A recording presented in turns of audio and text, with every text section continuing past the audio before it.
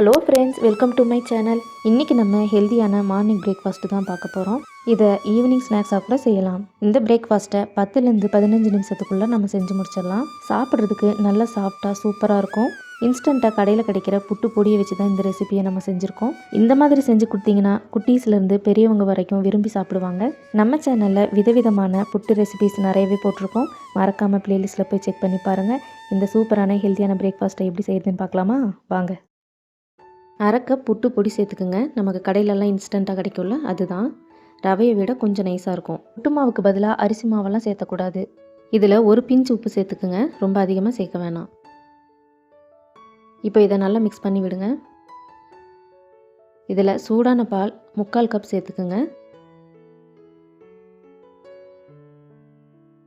இப்போ இதை நல்லா கிளறி விடுங்க. இப்போ நம்ம கிளறும் போதே இது நல்லாவே கெட்டியாகும். ஒவ்வொரு புட்டு மாவை பொறுத்து பால் நமக்கு அதிகமாகவோ குறைவாகவோ தேவைப்படும். அதுக்கு தகுந்த மாதிரி சேர்த்துக்குங்க. நமக்கு மாவு கொஞ்சம் ஈரப்பதமாக இருக்கணும். பால் நம்ம அதிகமாக சேர்த்தும் போது புட்டு நல்லா சாஃப்டாகவும் இருக்கும். அதே மாதிரி குவான்டிட்டியும் அதிகமாக கிடைக்கும். இப்போ நம்ம அரை கப் சேர்த்துருக்கோன்னா அதை விட டபுளாக நமக்கு கிடைக்கும். நல்லா கிளறி விடுங்க. பால் பத்தலைனா கூட நீங்கள் சேர்த்துக்குங்க. எனக்கு இந்த பால் கரெக்டாக இருக்குது. மாவு நல்லா சூடாக இருக்கும் போதே இந்த மாதிரி அழுத்தி விடுங்க. நம்ம சேர்த்திருக்கிற பாலோட இந்த மாவு நல்லா ஊறணும். அப்போ தான் புட்டு நல்லா சாஃப்டாக இருக்கும். அதே மாதிரி புட்டோட குவான்டிட்டியும் நமக்கு அதிகமாக கிடைக்கும். 5லேருந்து 10 நிமிஷம் இந்த மாவை மூடி வச்சுருங்க. நல்லா ஊறட்டும். ஒரு பேனில் 1/2 டேபிள் ஸ்பூன் நெய் சேர்த்துக்கோங்க. நெய் சூடானதும் இதில் ஒரு 10 முந்திரி சேர்த்துக்குங்க. உங்களுக்கு எவ்வளோ முந்திரி வேணுமோ அந்த அளவுக்கு சேர்த்துக்கலாம். இதை கோல்டன் ப்ரௌன் வர வரைக்கும் நல்லா வறுத்துக்குங்க. ரொம்ப கருக விடக்கூடாது. முந்திரியை நல்லா வறுத்ததுக்கப்புறமா இதை வெளியே எடுத்துருங்க.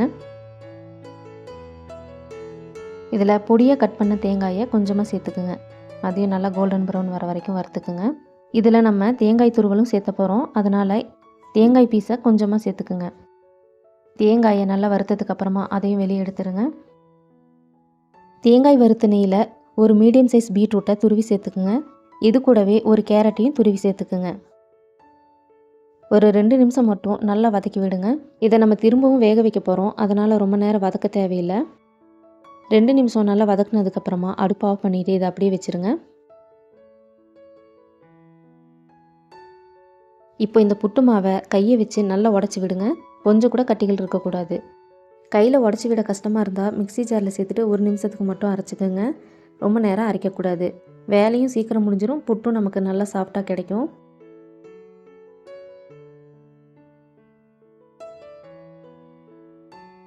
இந்த மாதிரி உதுத்து விடுங்க. அரை கப் புட்டு மாவில் நமக்கு இவ்வளோ புட்டு கிடச்சிருக்கு. இதை 3 பேர் தாராளமாக சாப்பிடலாம். இதில் கொஞ்சமாக ஏலக்காய் தூள் சேர்த்துக்குங்க. இதில் கொஞ்சம் தேங்காய் துருவல் சேர்த்துக்குங்க.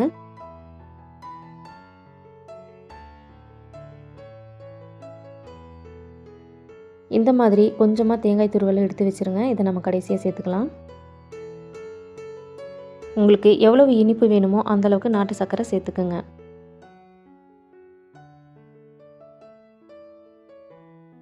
இதை இப்போ நல்லா கலந்து விடுங்க.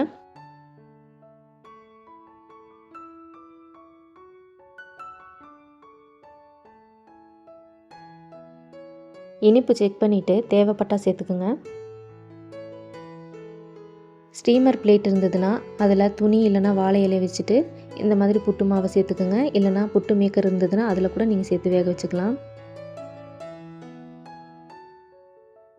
இப்போ இதை ஒரே ஈவனாக ஸ்ப்ரெட் பண்ணி விடுங்க.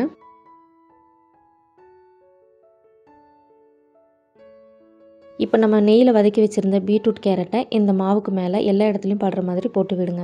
பீட்ரூட் கேரட்டை நம்ம இந்த புட்டு மாவோட மிக்ஸ் பண்ணிட்டு கூட வேக வைக்கலாம். புட்டோட கலர் ரொம்பவே சேஞ்ச் ஆயிரும். இந்த மாதிரி செய்யும் போது கலர்ஃபுல்லாக இருக்கும். குழந்தைங்களும் விரும்பி சாப்பிடுவாங்க. இப்போது புட்டு மாவு ரெடியாக இருக்குது. இதை நம்ம வேக வச்சிடலாம். ஒரு பாத்திரத்தில் நல்ல தண்ணி சூடு பண்ணிவிட்டு இந்த மாதிரி வச்சுருங்க. கொஞ்சம் கூட கேப் இல்லாமல் நல்லா மூடி வச்சுருங்க. அப்போ தான் நமக்கு சீக்கிரமாக வேகும். இதை நம்ம சூடான பால் சேர்த்து ஊற வச்சுருக்கிறதுனால சீக்கிரமாகவே வெந்துடும். 2லேருந்து 3 நிமிஷம் வேக வச்சிங்கன்னா போதும். 3 நிமிஷம் ஆயிருக்கு. இப்போ அதை நம்ம ஓப்பன் பண்ணி பார்த்துடலாம். நல்லா வெந்திருக்கு. இப்போ அடுப்பு ஆஃப் பண்ணிவிடுங்க. இப்போ இந்த புட்டை ஒரு பாத்திரத்துக்கு மாற்றிடுங்க. தேவைப்பட்டால் இதில் 1 டேபிள் ஸ்பூன் நெய் சேர்த்துட்டு நல்லா கிளறி விடுங்க. ஏற்கனவே நம்ம பீட்ரூட் கேரட்டில் நெய் சேர்த்துருக்கிறதுனால நான் இதில் சேர்த்தலை.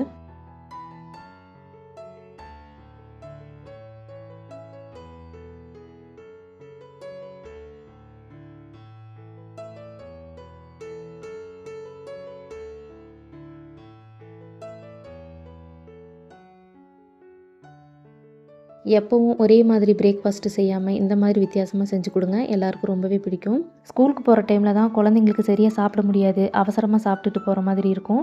இந்த சம்மர் லீவில் எல்லா குழந்தைங்களும் வீட்டில் இருக்காங்க. இந்த மாதிரி டைமில் இந்த மாதிரி ஹெல்த்தியான ரெசிபியெல்லாம் செஞ்சு கொடுங்க, ரொம்பவே நல்லது. நம்ம கொஞ்சம் எடுத்து வச்சிருந்த தேங்காய் துருவலையும் வறுத்த முந்திரி தேங்காயையும் இதில் சேர்த்துருங்க.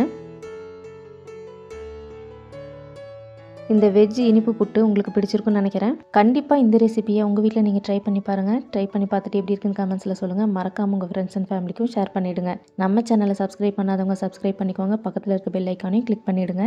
இந்த ரெசிபியில் வர ஒவ்வொரு பொருளோட அளவையும் நான் டிஸ்கிரிப்ஷனில் கொடுத்துருக்கேன். மறக்காமல் செக் பண்ணி பாருங்கள். இவ்வளவு நேரம் நம்ம வீடியோவை பார்த்ததுக்கு ரொம்ப நன்றி. இன்னொரு சூப்பரான இன்ட்ரெஸ்டிங்கான ரெசிபியோடு வர வரைக்கும் பாய்.